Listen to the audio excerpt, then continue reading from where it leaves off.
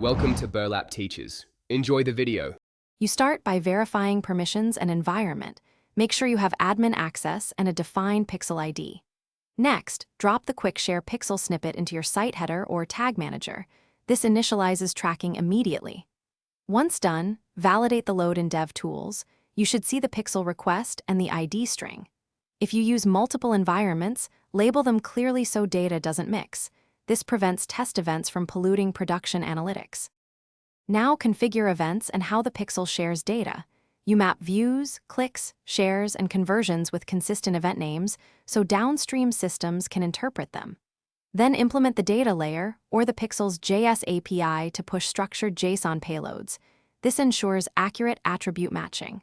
Also set sampling rates and consent flags to honor privacy. Doing so avoids overcollection and legal risks. Finally, test each event in sequence to confirm payload shape and timing are correct.